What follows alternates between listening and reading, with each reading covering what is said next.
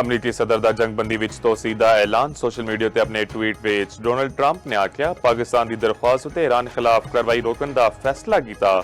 ਵਜ਼ੀਰ ਆਜ਼ਮ ਸ਼ਹਿਬਾਜ਼ ਸ਼ਰੀਫ ਤੇ field marshal ਦੀ ਦਰਖਾਸਤ ਉਤੇ ਹਮਲੇ ਰੋਕ ਰਿਹਾ ਵਾਂ। ईरान की हुकूमत इस वेले अंदरूनी तौर उत्ते शदीद तकसीम का शिकार है। ईरान उत्ते हमले इसलिए रोके ने तांजे ईरान के कायदीन कोई मुतफिका तजवीज़ देन। अमरीकी फौज नूं अलर्ट रहन ते ईरान के दवाले नाकाबंदी बरकरार रखने की हदायत। दूजे पासे ईरानी पार्लीमेंट के स्पीकर के मुशीर ने आख्या ट्रंप की जंगबंदी दी विच तोसी की कोई अहमियत नहीं। हारण वाला फरीद शराइक का हुक्म नहीं दे सकता। तर्जुमान ईरानी पासदारानी इनकलाब ने आख्या किसी भी हमले की सूरत में ताकतवर जवाबी कार्रवाई होगी। वज़ीर आज़म ने जंगबंदी विच तोसी उत्ते सदर ट्रंप का शुक्रिया अदा किया। वज़ीर आज़म शहबाज शरीफ ने एक्स उत्ते अपने बयान विच आख्या फील्ड मार्शल सीधा समनीर ते अपने वल्लों सदर ट्रंप का शुक्रिया अदा करदा वां। सदर ट्रंप ने जंगबंदी विच तोसी दी साडी दरख्वास्त नूं खुश असलूबी नाल कबूल किया। पाकिस्तान तनाज़े दे मुज़ाकराती हल लई संजीदा कोशिशां जारी रखेगा। उम्मीद है कि दोवें फरीक जंगबंदी का एहतराम जारी रखेंगे। जामिया अमन मुआहदे की कामयाबी नाल इस तनाज़े का मुस्तकिल खात्मा मुमकिन है।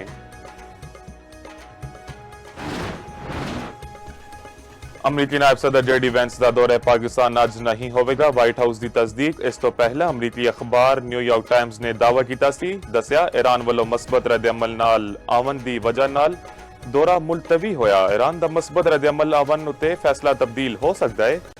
ईरानी पार्लीमेंट के स्पीकर बाकिर कालीबॉफ का कहना है धमकियां दे नाल अमरीका नाल मुज़ाकरात कबूल नहीं।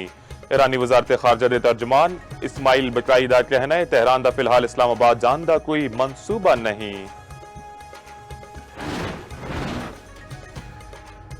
ईरान अमरीका मुज़ाकरात लई इस्लामाबाद विच तैयारियां मुकम्मल। पाकिस्तान नूं दोनां मुल्कां दे वफूद का इंतजार। वफाकी वज़ीर इत्तलात अताला तारड़ का कहना है ईरान वालों इस्लामाबाद अमन मुज़ाकरात में शिरकत की हतमी तस्दीक अजे ताईं नहीं हुई।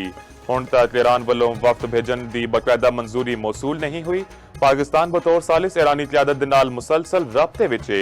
ईरान अमरीका आरजी जंगबंदी पाकिस्तानी वेले के मुताबिक अज सवेरे 4:50 उत्ते खत्म होगी। इस्लामाबाद विच सिक्योरिटी के इंतहाई सख्त इंतजामात। रेड जोन मुकम्मल बंद। इसहाक डार नाल चीनी सफीर की मुलाकात। चीनी सफीर की पाकिस्तान की सफारती कोशिशों की मुकम्मल हमायत का इरादा। अमरीका ईरान राबतियां के फरोग लई पाकिस्तान की मुसलसल काविशां की तारीफ। आख्या इसहाक डार दा सऊदी हमनसब नाल भी राबता। खिते की ताज़ा तरीन सूरत हाल उत्ते गलबात। सऊदी वजीर खारजा की पाकिस्तान की मुज़ाकरात दीयां कोशिशों की मुकम्मल हमायत। दोनों दा करीबी राबते विच रहन उत्ते इत्तफाक। नायब वज़ीर आज़म इसहाक डार दा मिस्र दे वज़ीर खारजा नाल टेलीफोनिक राबता। दोनों रहनुमावां दा करीबी राबते विच रहन उत्ते इत्तफाक।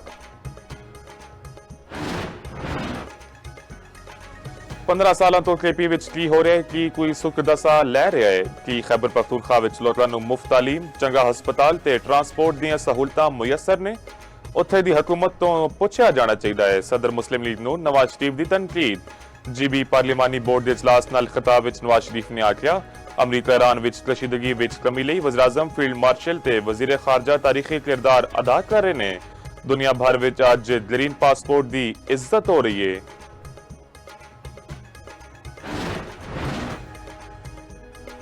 मुल्क के मुख्तलिफ इलाकों में 8 घंटे तई बिजली की लोड शेडिंग। शहरों ते पिंडां विच बिजली की अकमचोली का सिलसिला न रुकिया। ज़राए के मुताबिक मुल्क भर विच बिजली का शॉर्टफॉल 4820 मेगावाट है।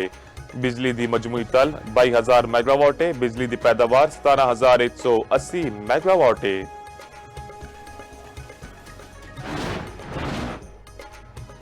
ते फखर जमान की शानदार सेंचुरी। 21 फ्रेंचाइज वालों 100 छक्कियां का रिकॉर्ड। लाहौर कलंदर्स ने कोयटा ग्लैडिएटर्स नूं 9 रन्स तो हरा दिता। सनसनीखेज मैच कज़ाफी स्टेडियम लाहौर विच होया। दूसरे मैच विच मुल्तान सुल्तान्स ने रावलपिंडीज नूं 6 विकेटां तो शिकस्त दे दी। इवेंट विच अज 2 मुकाबले होणगे। पहला मुकाबला कराची किंग्स ते पेशावर ज़ल्मी दे विच लाहौर विच होएगा।